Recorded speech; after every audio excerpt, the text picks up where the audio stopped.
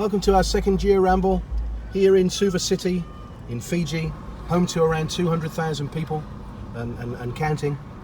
Here we pass the market and the bus station, a bustling city, the centre of the nation's administration, economy, and of course culture. It's also a regional hub as well. Fiji is a large country in the Pacific context, population of getting on for 900,000, possibly just over.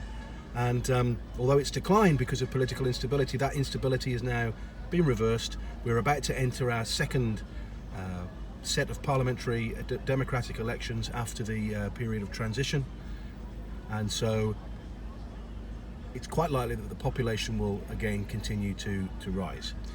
And it's a fascinating city because it has elements of industrialization, it has elements of subsistence. Here we have a market, it's a major market, and it brings in produce from all around Viti Levu and indeed the rest of the other islands too, and sells them on to the inhabitants of the town, of the city rather. We also have elements quite clearly of globalization going on here with this building in front of us, relatively high-class, high-end retail. And we enter now into the kind of retail sector of Suva city, which has grown substantially actually over the last 10 to 15 years since I lived here. And there you go, connected to the world.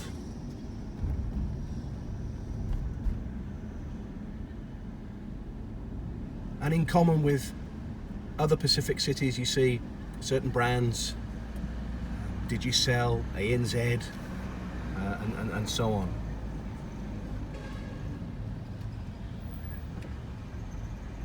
Of course, you can see there's a significant problem with traffic, and there's kind of one way in really and one way out of Suva, kind of, and it is a problem.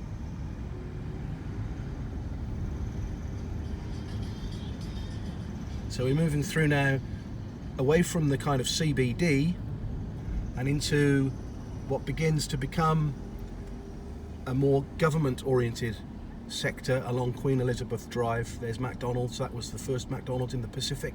The queues went out of the door all the way down to the end of the road. I remember when it opened in I think it was 98 or was it 97.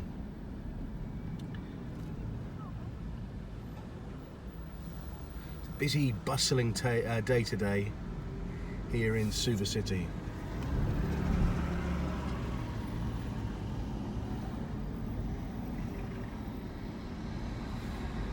So those buildings over there in the medium distance, they are government functions, FMPF, that's the National Provident, the National Superannuation Scheme.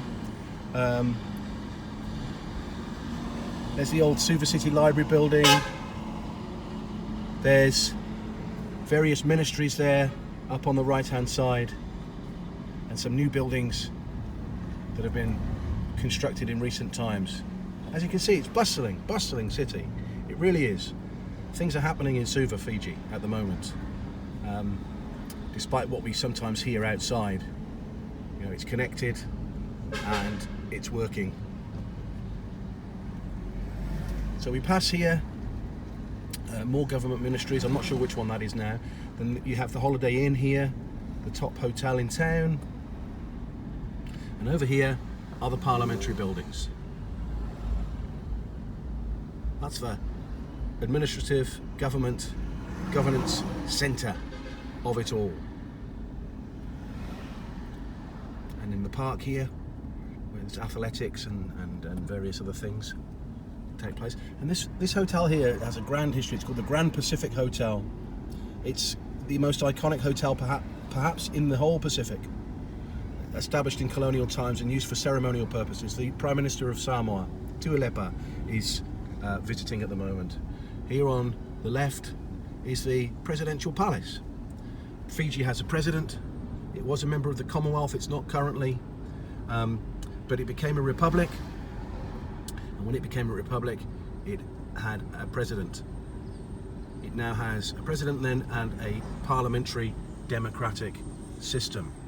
There's the guard there standing, protecting the president.